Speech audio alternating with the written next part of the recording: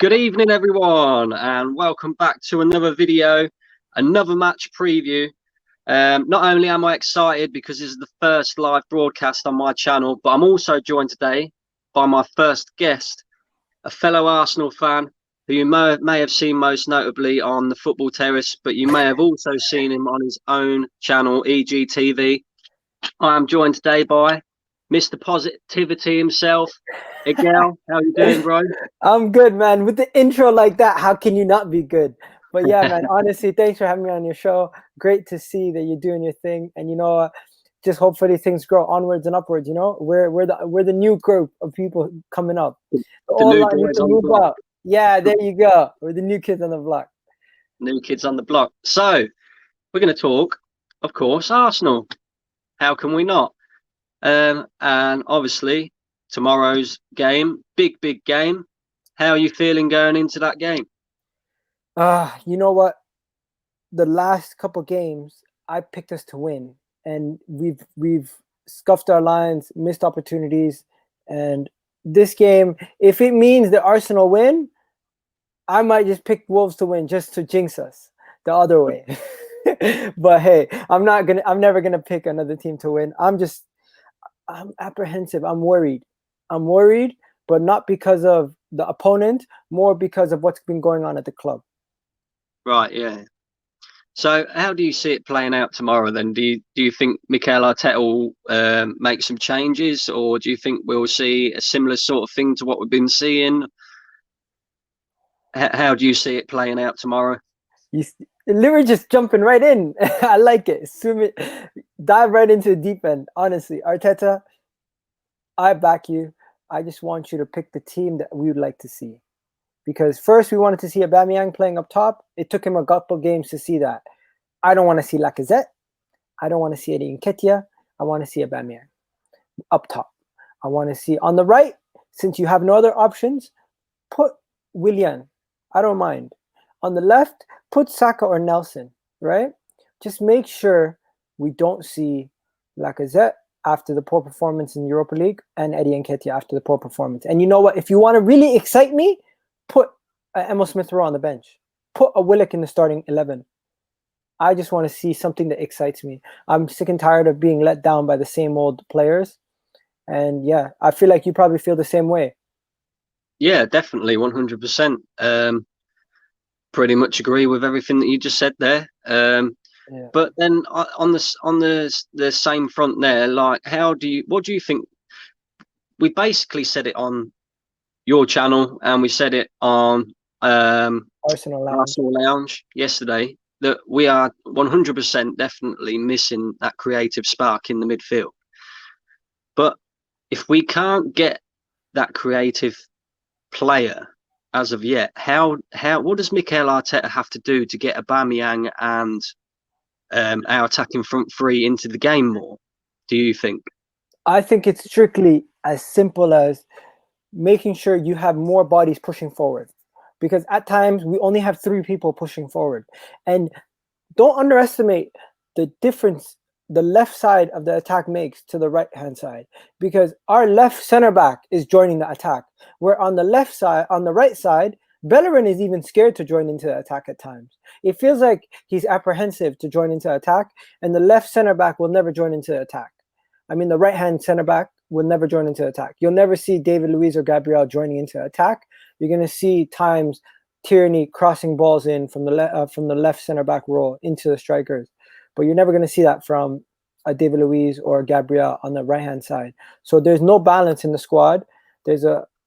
But here's where I can see positives from the negatives. The one thing we can take away from this, Arteta should be willing to now experiment based on the fact that other people have let him down. To me, it's insanity if you do the same thing over and over again. And you know what? Lately, he's been trying to change it, so that's good. Yeah. Do you see this being a bit of a defining moment in Arsenal's season? I mean, it's hard to be positive with everything that's been going on. But 10 games let's just say, obviously, we never want Arsenal to lose. Don't ever get that twisted. I never want Arsenal to lose. But let's just say we do lose tomorrow. What do you think that means for Arsenal and Mikel Arteta? I feel like Mikel Arteta deserves time to get the players he needs and to get to playing the style that he needs to play. Now you can face criticism and on a game by game basis and a season by season basis. As of right now, I'm giving him until next season at least this time to show me what he can do. I'm going to give him a clean slate until then. So for now, I'm just going to strictly base it on what he's doing right now. If you're asking me what can Arteta do to fix the team, he just needs to be more bold. He needs to play more attacking players. He needs to pick a back four. He needs to pick a midfield that has the creativity, like a Emil Smith-Rowe, a Danny Ceballos, and a Joe Willock in the team consistently. Not them three, ideally. I would say a Partey, Danny Ceballos, and a Joe Willock would work with, and just go with a midfield that has more about itself. Because if you pick Xhaka, Ceballos, and Partey, or you pick Elneny, Xhaka, Ceballos, or we're just doing the same thing over and over again. You have to change something, and it just comes back to the same thing. You have to be bold. You have to be forward thinking, and that's what we've lacked. We're good, solid. We're solid, but we're the opposite now from what we were a couple of years ago. We weren't solid before. Now we're solid, but we can't score.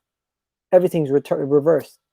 Yeah, it's a strange one as an Arsenal fan, isn't it? Because years ago it used to be we could always score goals, but we could never defend, and now it looks like we defend a bit too much. So it's a strange one. So what would be your starting 11 going into tomorrow's game then? Leno and goal, obviously. Right back, I would go Ainsley. Left back, I would go. I'm going back four, by the way. Left back, I'm going Tierney. Center back pairing, I'm going David Luiz and Gabriel and Rob Holding, because I feel like David Luiz got an injury, right? And then midfield, I'm going Thomas Partey if healthy. I'm going Danny Ceballos, and I'm going to go Willock. Okay? So midfield three is them three. And then my front three is going to be Saka, Aubameyang, and Nelson on the right. On Nelson on the left, Saka on the right. Okay. What about yourself? So you've gone with Willock in the midfield. Yeah.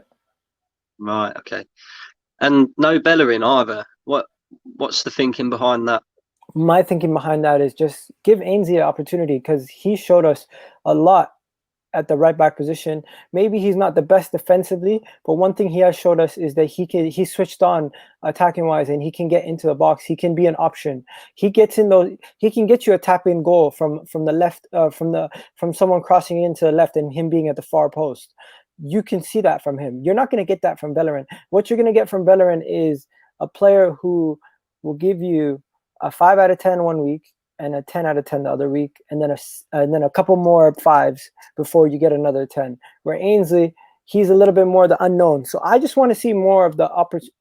I'm not saying Ainsley's a better player than Bellerin, but we can at least plan for something for the future with Ainsley. Bellerin right now, I feel like his time at Arsenal is almost past him now. And I like the guy, and I'm Mr. Positive, but I will tell you as it is, Bellerin does not scream positivity as a right back. And that's just the honest truth. I'd have to agree with you on all of that. Not only that, I also think that if for example, Mikel Arteta went with your starting lineup, one thing that was quite positive coming out of the Europa League game the other night was the link-up play between Maitland-Niles and Nelson.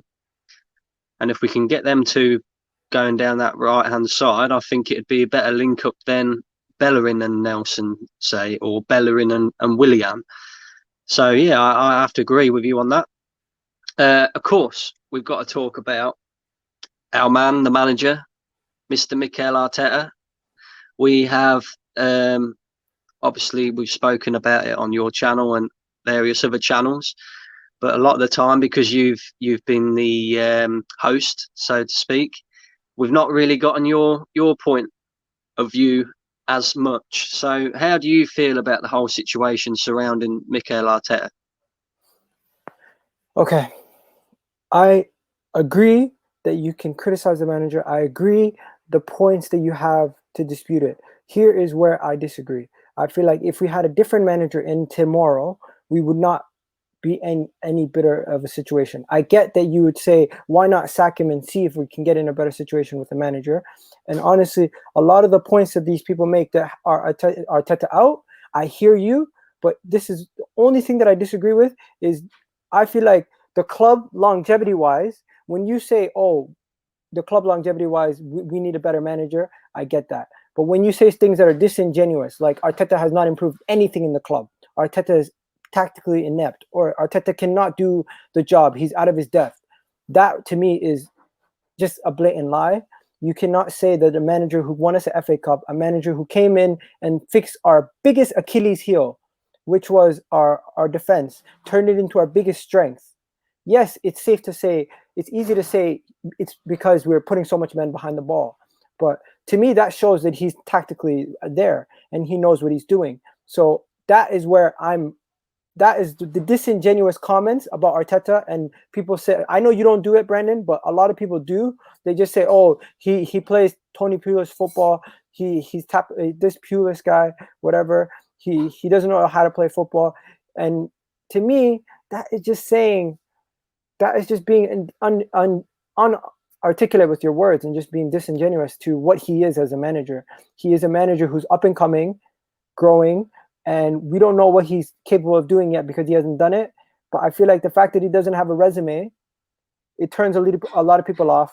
And Brandon, did Sir Alex Ferguson have a resume before he managed in Scotland? No, he didn't. Did Pep Guardiola have a resume before he managed Barcelona's B team and A team? No, he didn't. The same thing with all these guys. Klopp went to Mainz. He went from a player to a manager. These things happen. We just got to give people, we got to let people grow as a manager. Yeah. I suppose I agree with a lot of what you're saying there. Obviously, people on my channel already know that I'm Arteta out. You yourself know that I'm Arteta out. I think my reasoning for it is there's a little bit more of a deeper meaning for me, in the sense that it's like, I agree with what you're saying about him improving us defensively, but then I think that he's improved. He's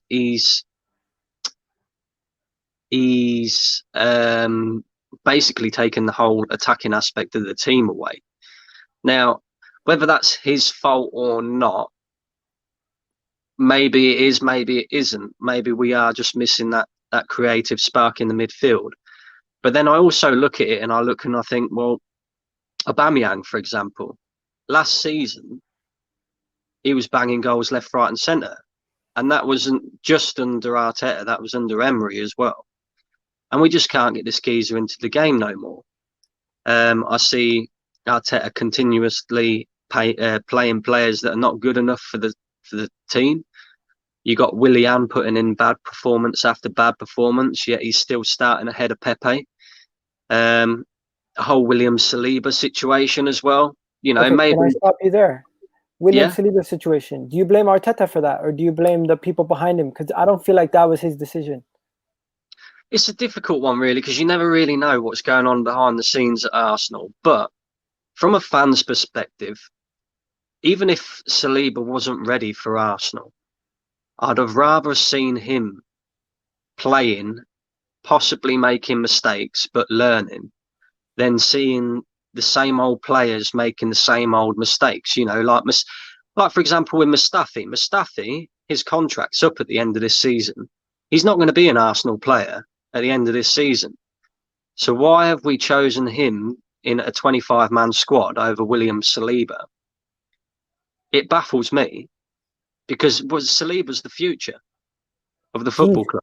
He's automatically in the Arsenal Premier League team based on the fact that he's under 21. But Europa League team, he didn't get picked. I don't get that. But can I say one thing? He was supposed to leave on loan. Could it be because the club seen it as there's no point of having him on the list, because by the end of the transfer window, he's leaving anyways.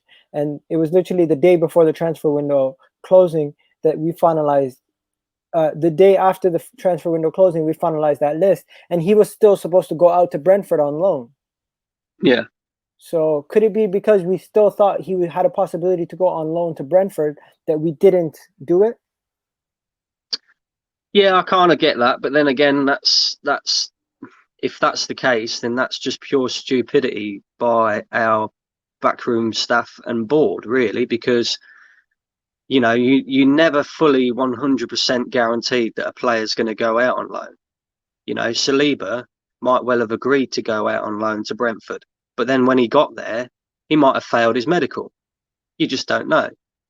So you're better off having a player in a 25-man squad just in case, and especially in the Europa League. That if we're being honest, the teams that we've played in our group are not fantastic teams. It's a chance that we can give to other players like your Salibas and your younger players to show what they're made of, to give them the opportunity to get themselves into the first team. And I can't understand it whatsoever. It's just a decision. Let me ask you a question. Is Saliba better than Mavropanos? Yes, right? Is Saliba better than Socrates? Yes, right? Is he better than Mustafi? Yes. Yeah, of course he is, yeah. Is he better than Holding?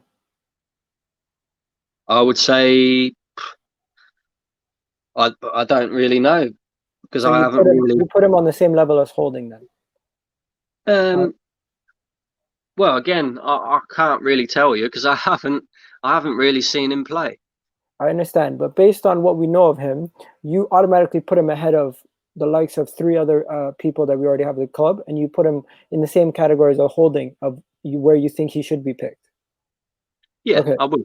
So in your eyes, he's still the 4th best center back at the club right now. If you were the manager. Yeah. Correct. So yeah. If your 4th best center back doesn't play for you, is that a disgrace?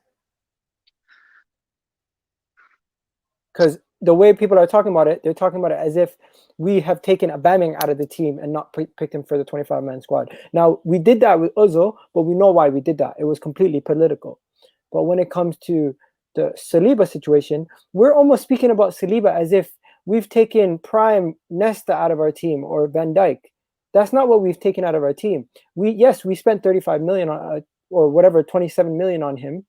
That is what is pissing people off, that we spent money on him and he's not playing. That's really what's pissing them off. It's not the player and what he brings to the team, because we don't know what he brings to the team. What we do know is that he's a young up-and-coming player and he was supposed to be the savior. But guess what? We bought Gabriel.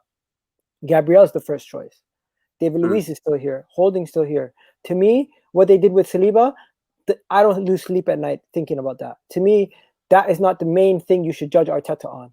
To me, I might sound like I'm defending this, but I'm not. I'm just looking at it from, if he's 4th on the pecking order, the 4th center back on the pecking order doesn't play, especially if we're playing with a back 3 and we have Tierney as the left center back. He just doesn't play.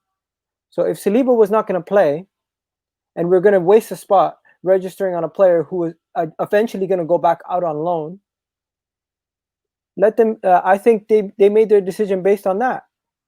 And I can see where it came from. And hopefully now that I've explained it, maybe some people can understand that a little bit easier.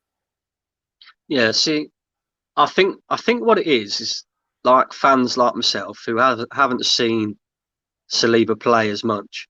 And then they look at is it Fofana and what he's doing at Leicester City. And supposedly Saliba's supposed to be the better centre-back out of the two. So if Fofana can come in and do what he's doing to the Premier League, then you sort of question it as a fan and think, well, hang on. If he's doing that at Leicester and Saliba's supposedly better, why on earth is he not in our 25-man squad? So, yeah, I have a kind of... He is, though, in the Premier League, not in the Europa League. He is in the Premier League, but not in the Europa League. So if you're asking why isn't he playing in the Europa League, I get it. But if you're asking why isn't he playing in the Premier League, he can still play in the Premier League. It's just Fofana had injury after injury. They got 2 major injuries that happened in their defense. Plus, Captain Morgan is useless at this point. So they know they had to play him. We have the luxury and the curse of not having to play Saliba in our 11, because we do have other players, and we didn't have to depend on a 19-year-old coming into the team and being the savior. Like, what if I told you today Martinelli is the reason why Arteta should be sacked? Wouldn't that be ridiculous? Martinelli? No, as an example, if I said the treatment of Martinelli, imagine this time that he's been injured, he wasn't playing because Arteta did something. Would that be a sackable offense? No. So for a guy that we've never even seen play, Martinelli, at least we've seen him play. You know what I mean? Yeah. I feel like it's not a sackable offense. People are making it seem like the Saliba situation, and then the Guendouzi situation, Matteo Guendouzi situation. Those two things are apparently sackable offenses. I don't see it that way. No, I don't either. For me, like I say, I look at the bigger picture. I look at the way we're playing football. It's okay playing. It's okay playing the way that we're playing if you're getting the results. But when you're not getting results, it's not good enough for Arsenal Football Club. And at the end of the day, we can keep saying, "Oh, you know, we've got to give a manager time. We've got to give the manager time." But at the end of the day, as one of the biggest football clubs in England, the third biggest football club in England, we need to be playing in the Champions League. And I just look at this squad that Mikel Arteta has inherited, and then I compare it with, say, what Unai Emery inherited. And I just think to myself, I think there are better managers that could get a better tune out of these players and get us back to where we need to be. You look at, for example, Unai Emery, like I say, the squad that he inherited, and he was 1 point off fourth, nearly won us the Europa League as well. Yeah, we got to the final, we got battered. But I look at that squad, and then I look at this squad, and the difference between the two in like where they finished in the league and also Europa League as well. I don't know. I'm very, very unsure that Mikel Arteta is the right man to take us forward. The difference between that squad and this squad is that squad had midfielders like Aaron Ramsey, Jack Wilshere, Jack Wilshere wasn't there, was he? It was Aaron Ramsey, Ozil, and Matteo Guendouzi and others that could do stuff in the midfield, where this team now has wingers. We've replaced the likes of Iwobi with Pepe, and we've actually digressed because Iwobi offered us more in the build-up than Pepe does. And it's just when you really think about it, it's almost like you underappreciate what you have before it's gone. Because a lot of people were screaming Emery out when Emery just won a 3-2 game against Aston Villa, and then 2 weeks later, the whole club became Emery out because he didn't win a game for 2 months. So it just goes to show you.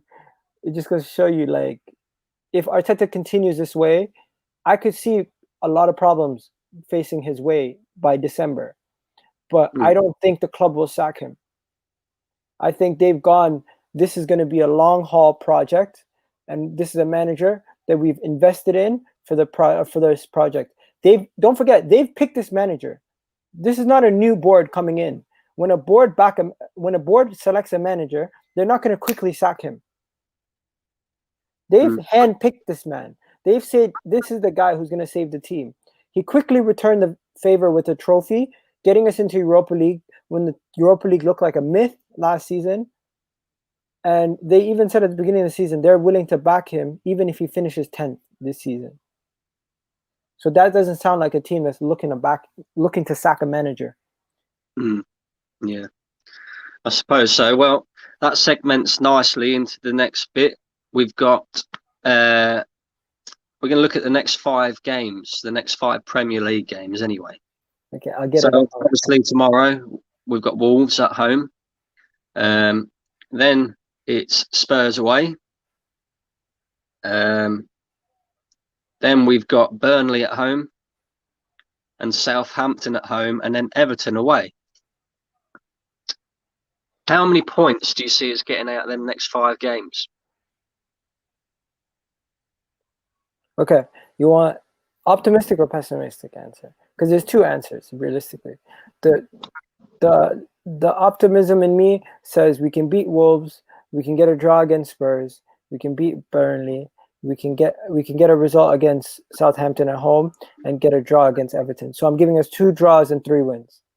Okay, so that, in my opinion, we're getting a return in every single game for the next 5 games. We're not losing one of them, and we're gonna get ourselves, what is that, 10 points, 11 points. That is very optimistic, and I think it can be done, and that will change a lot of people's opinions on Arteta. But if the form continues the way we are, I could see us drawing to Wolves, I could see us losing to Spurs, I could see us beating Burnley, Southampton, and nicking a result against Everton. So I could see us also getting 9 points, 9 to 10 points. So I think anywhere between 8 to 10 to 11 points to me is realistically where I think I could finish. And Brandon, I feel like you could, if I gave you the pessimistic approach, how much do you think if you could break it down that way, what was your optimism and your pessimistic approach be to that? Because to me, Well, my optimistic approach and my pessimistic approach might be too optimistic for you. well, you say that, but the optimistic approach for me is I'd like them to win every single one of them 5 games, but whether that happens or not, I very much doubt it. I look at the game tomorrow. I said it on your channel, well, on Arsenal Lounge yesterday. I think it'll be a draw. It's got a draw written all over it.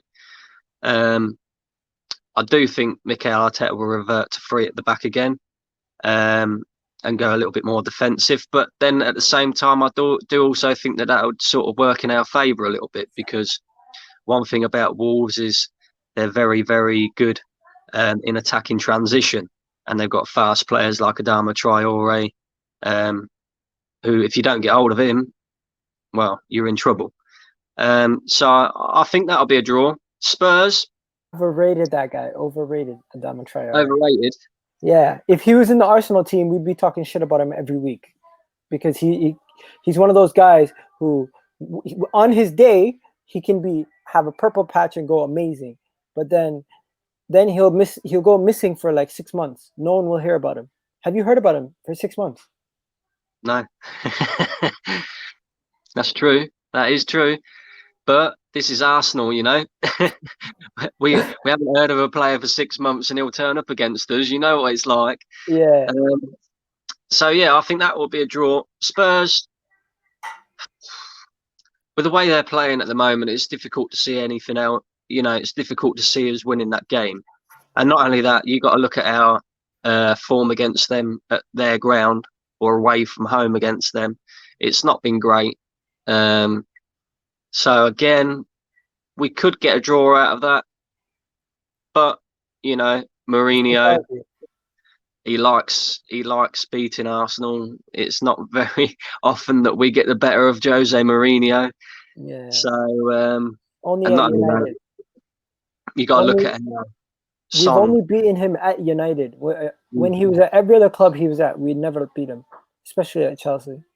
Exactly. You got to look at Son and how he's playing as well. Harry Kane's on fire. As horrible as it is to admit it, he's on fire. Yeah, he's a man on fire. Yeah. And then what's the other games? I can't remember. They hurt my head. Okay, so Southampton after the Tottenham game, and Burnley. So it's Burnley, Southampton, I think. Burnley, yeah. Burnley, Southampton. Burnley. Again, it's a team that they're dead. They're dead, but we sort of struggle with them sort of teams because we struggle to break them down. This year, they can't keep a goal out of their net. They conceded 5 today against City. Yeah, that's true. But, you know, we know that Sean Dyche is going to bring Burnley to sit back and defend, try and hit us on the counter attack with a long ball up to one of their strikers. And the only thing that worries me about that is these teams that sit 10 men behind the ball, we really do struggle to break them down. We really do struggle. Yeah. So I think we'll win that. game, but I do think it will be a closer game than what most people think anyway. Oh wow! Maybe Let me just tell you something. This is a team that lost to Newcastle, and Newcastle are not known for being the most creative teams. 3-1. So yeah, true. I don't know. Again, it's Arsenal though, isn't it? yeah. Oh man. Southampton, they're a bogey team for us, aren't they? Let's be real, they are a proper bogey team for us. Away too. Yeah, it's going to be a tough game. I do think we'll win that game though. It's at home, so yeah, I do think we'll win that game.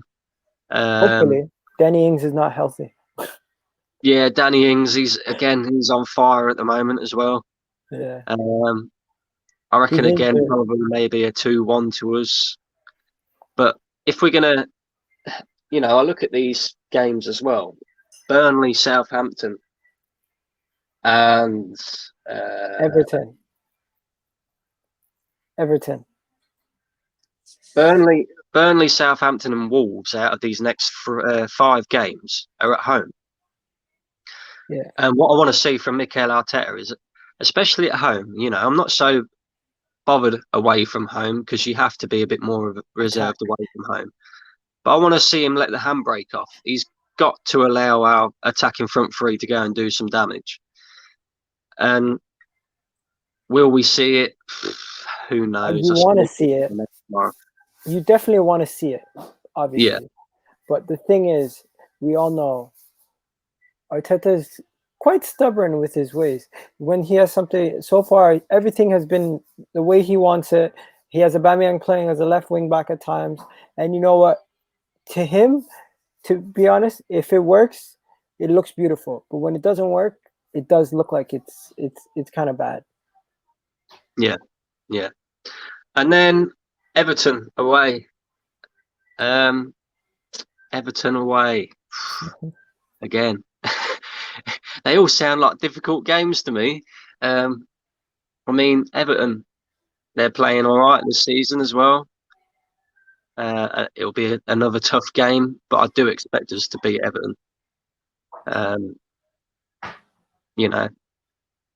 We've got, at the end of the day, we've got to get a decent amount of points out of these 5 games, because if we don't, then we can all forget about top 4, maybe even top 6, because it's that competitive in this league at the moment. I look at some of the teams that are in the league, and I'll just look at the way they play as well. Wolves, better than us. Leicester are. Who else can you throw in there? Even Aston Villa look better than us at the moment. I do expect them to drop off later on in the season, though. But it's difficult time as an Arsenal fan, really. Okay. I would stop you there because you gave us a win, 2 wins, a draw, and what was the Everton game? A win against Everton. Okay, so you gave us 10 points. A win against Everton, a win against Southampton, win against Burnley, and a draw against Wolves. So you're giving us 10 points. Do you realize that would mean we would, from our next 5 games, we would win 3, draw 1, and only lose 1 game? So you're telling me, first things first, we're going to draw against Wolves and then lose to Spurs. The meltdown will be mental. But then you're telling me we're going to win 3 in a row. So that's being very optimistic from you. Yeah. I like to look. I like to still try and be optimistic. Okay, you've got to, at the end of the day, there's no point in sitting here and saying, "Oh, we're going to lose. We've got this game coming up. We're going to lose." You've got to still be there to back your team. And at the end of the day, of course, none of us want Arsenal to lose any match. But if we're looking at it realistically, we realistically expect to beat Burnley. We realistically expect to beat Everton and Southampton. Spurs is a tough game, and so is Wolves. But I don't know. It's difficult, really. I will say this, okay? When it comes to those games, I feel like anything less than 9 points is absolutely embarrassing. Oh, where'd he go? Brandon, where'd you go? Where'd he go? He's nowhere to be found. Anyways. Oh, we lost you there for a second. Anyways, I was saying anything less than 9 points is embarrassing from the next 5 games. If we don't get 9 points, that's embarrassing, man. And you know what? We got Chelsea after that game against Everton. Coming up. Is it Chelsea or is it Man City? We got Chelsea or somebody coming up. So we got Chelsea. Yeah, after the Everton game is Chelsea. Oh, yes. Yeah, that's right. And we got Man City in the League Cup. Yeah, so it's just gonna be a mess. If we don't get at least 3 wins and a draw, I don't know. Dare I say it, the meltdown will be so epic that rival fans will probably be wishing we lose all our games, because that's what rivals do. But as an Arsenal fan, I'm not going to come out here and say we're going to lose all our games. That's just unrealistic. I can come here and say at times I don't see us scoring too many goals, but that still doesn't mean I don't see us getting wins. We can nick a goal out of nowhere. I think we're going to win our next game against Wolves in a close game. I think Spurs will be a draw because it's a North London derby, and I genuinely feel like we're gonna pick up from the next 3 games after that. I feel like we can pick up 2 wins and a draw. So I'm saying, call me crazy, but I feel like we can get a return from every single game. It's just, will we be forward thinking enough to get those returns? That's the question. And I don't know the answer to that. Only Arteta does, and the players. But one thing I will tell you is the players are 100% behind Arteta, because Aubameyang would not be playing left wing back if he wasn't behind the manager. Yeah, that's true. That is true. I'm going to play devil's advocate here a little bit then. Let's just say, mate, I hope not. I hope this does not happen. But let's just say we only get 6 points out of them 5 games. What do we do with Mikel Arteta then? Do we stick behind him? Or do we look at the bigger picture as fans and say, this ain't good enough, it's time for you to go? I feel like no matter what he does, the club will not sack him. Are you asking me if I would ever say it's time to go for him? Yeah. What would you do if we got 6 points out of our next 5 games, just as an example? I feel like if we were in a situation where I seen the players don't believe in the manager and they're consistently not playing for him, and we go on a run where we can't win a game, say until the end of the year, and we end up outside of the top 4, we end up not winning a trophy, we end up not doing well in the champion in this thing, I will evaluate him at the end of the season. I will not evaluate him in the middle of the season, because I feel like in the middle of the season things can change week to week, and that's too reactionary. At the end of the season, you can look at things from a blank sheet of paper and you can say to yourself, this is what I really think. But tomorrow, if we lose to Wolves, he's the worst. If we beat Spurs the next week, he's the best. If we win the next 3 games, he's the best. If we somehow get top 4, he's the man of the future. He's the next Arsene Wenger. If we don't get top 4 and we win the Europa League, guess what? He's still the best. But that's just what people are going to think, and I feel like it's too reactionary. So I'm going to judge him based on his results at the end of the season. I feel like quarterly results, annual results is how you should be performed on. And right now, if you were to judge him, and I'm going to judge him on his January signings and his end of his season. So those are the 2 things I would judge him on. Okay. Do you think he'll get money to spend in January? He has to. Because if they do not spend the money in January, we will be in a worse situation come the next year. They have to fix their mistakes they made in the summer. In the summertime, they made a mistake not buying an attacking player. Even go to a championship team and get Bundia. We just need an attacking player in this team. We don't have any. Let's be honest. Joe Willock and Emil Smith-Rowe are the closest thing to an attacking midfielder. Yeah. So we have been linked to quite a few attacking midfielders in the transfer window. One of them being ex-Spurs player Christian Eriksen. Slobosly as well, and Alwa as well. Yeah. Which one out of them three, if we could get one out of them three, ideally, which one would you go for? Why do I have to pick one? Why can't I have two? But obviously not in January. Get Slobosly because he has a release clause, or get Arwa because he's currently having problems with the team and they're not picking him. So it's between Arwa or Slobosly. Sabazlai. That's how you say it, Sabazlai. And then I'm going to pick one of those two, and I want the other one in the summer. So get me one now to fix the midfield, and get me the other one in the summer. And in the summertime, if it means ship off Lacazette, get rid of Lacazette. If it means play Eddie and these guys as backup striker, play them as backup striker. Aubameyang is the number 10.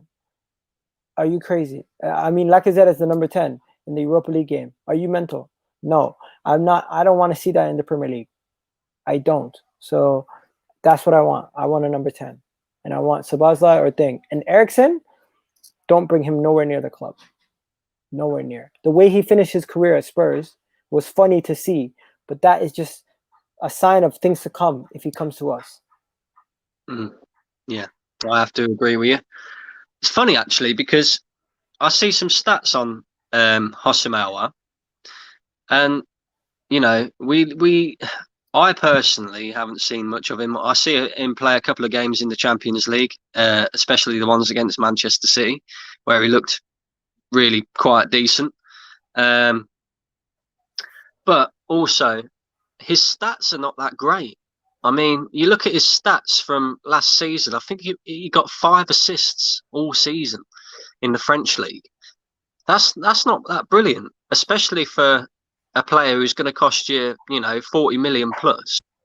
Should we be looking at better?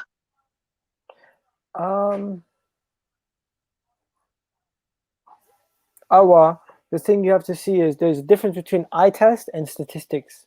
Okay, his statistics might not be of a player who is going to get you numbers, attacking returns every single game, but when you watch the game, he does stuff in the game that don't necessarily get picked up on advanced metrics. The things that he does, like Jack Grealish. Jack Grealish, last season, his stats weren't amazing. He's not getting you 14 goals, 14 assists like a Kevin De Bruyne is, right? But guess what he is doing? He's literally carrying the team's whole attack and pushing it forward by himself. Picking out balls that no one else can pick out in the team over the top and finding spaces. I'll ask you this. Would you rather have a player who gets you 10 goals and 10 assists, but when he's not scoring and getting assists, his performances are garbage? Or would you rather have a player who's performing 8 out of 10 performances every single week, but only getting the odd goal and assist here and there? Of course, you'll take the player who's performing 8 out of 10 every week. And that's what Arwa is. Arwa is the guy who will get you the total team performance. Yo, Kesh is in the house. Kesh is here. Kesh is here. Something, boys. Yo, were you here the whole time? No, literally just got in. Oh, okay. I was headed out. Yeah, we was just talking about possible signings in January, Kesh. Like I just said about Hosamawa, and you look at his stats, and his stats are not that great, really. You look at his stats in the French league last season, he only really got 5 assists. I don't think it's totally. I don't think you really look at the stats. Though. I feel it's a thing where him as a player, he gets you playing collectively as a group. Like he'll get the ball ticking and everything. But as I said, I've always said that he's not a traditional number 10. He doesn't play in the all.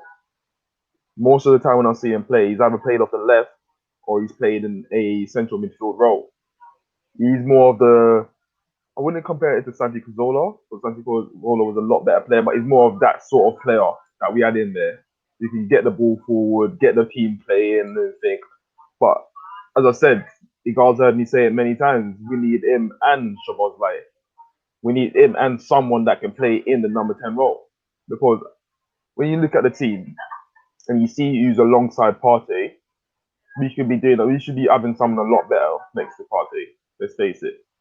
So if you get him and you get a number 10, I think we'll be sorted for midfield.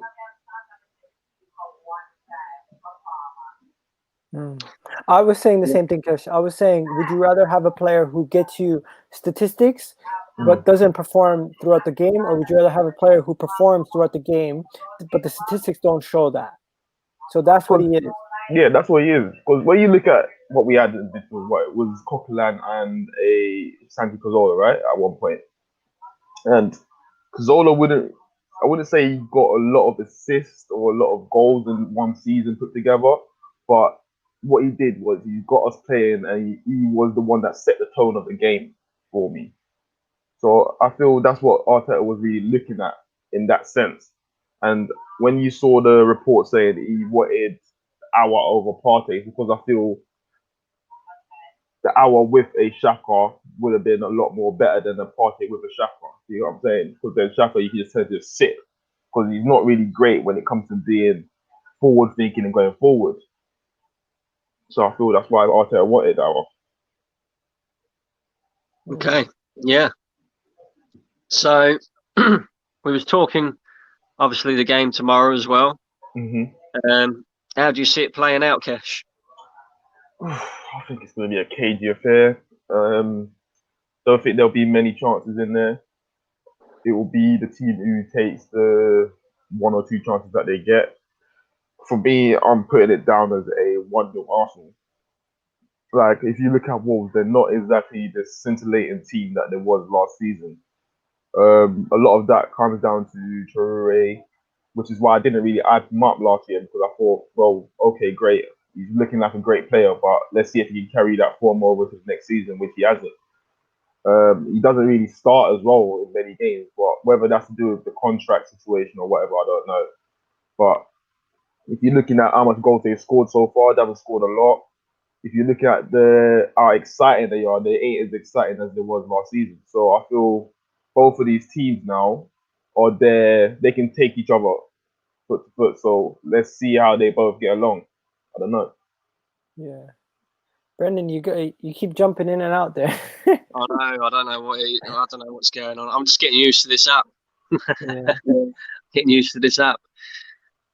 Yeah. So, what about Mikel Arteta, Kesh? Oh man. Mikel Arteta. I'm trying to drag you all over to my way of thinking, but it's not really. Yeah, Brendan, I gotta go eat, but thanks for having me on, bro. No worries, bro. Thanks for coming on. No problem, man. See you later. Yeah, no, in terms of Mikel Arteta, I feel that he just needs to just do a lot more positive things. As long as he keeps doing positive things, I can't fault him, because, as I said, I don't feel he's got the right pieces to knit this team together at the moment. And I'm willing to give him till January, see what he can get in. Then I can judge him based on the players that he's bringing, the players that I feel like he's missing. Yeah. As long as he stick to this four at the back and continue being positive in the way that we play, then I can't get on his back, for me. So, just playing a little bit of devil's advocate here as well. I'm looking at our next 5 games. So if you include tomorrow's game, we've got Wolves at home. We've got Spurs. I think that's away. Yeah. Burnley at home, Southampton at home, and then Everton away. Oh, Everton. Okay. So, how many points do you think we'll get out of them 5 games? And also, if, for example, we get, say, 6 points out of them 5 games, would it be time for us to have a change of manager, in your eyes? Depends on how we play. I think it depends. Like, I have to apply context to those games, because what if we come out and we're absolutely battering these teams, but somehow we just don't hold on to get a win and we lose? If it's a thing where we've gone through all these games, or he switches it up and makes silly mistakes like he's been making, then I think you can come to a conclusion where you can say, nah, this isn't right, this isn't working, maybe we should have a change. But as long as he keeps being positive, like, I like the fact that the last 2 games we're playing in a much better formation. We've gone back to basics.